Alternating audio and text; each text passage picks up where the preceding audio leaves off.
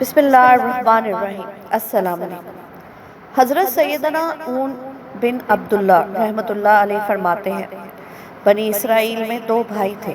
ایک دن ایک بھائی نے دوسرے سے پوچھا، تمہارے اعمال میں ایسا کون سا عمل ہے جس کے بارے میں تمہیں سب سے زیادہ خوف محسوس ہوتا ہے؟ اس نے جواب دیا، میری زندگی میں کوئی ایسا بڑا عمل نہیں جس سے میں خوف زدہ ہوں، مگر ایک واقعہ مجھے ہمیشہ لرزائے رکھتا ہے۔ ایک مرتبہ میں ایک کھیت کے پاس سے گزرا، وہاں سے میں نے ایک بالی توڑ لی۔ کچھ ہی دیر بعد میرے دل میں خیال آیا کہ میں نے یہ درست نہیں کیا۔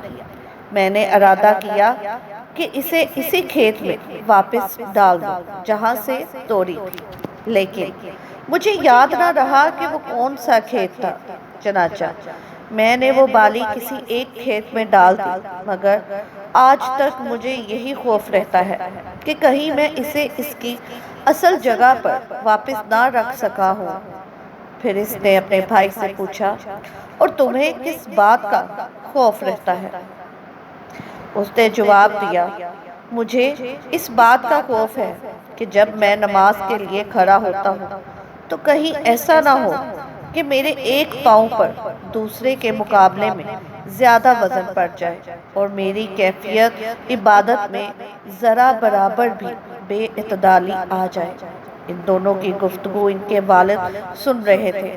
یہ سن کر ان کے دل پر اللہ کا خوف اور اپنے بیٹوں کی سچائی کا اثر ہوا، تو انہوں نے دعا کی، اے اللہ عز و جل، اگر یہ اپنے کلام میں سچے ہیں تو انہیں فتنے میں مبتلا ہونے سے پہلے اپنے پاس بلا لے۔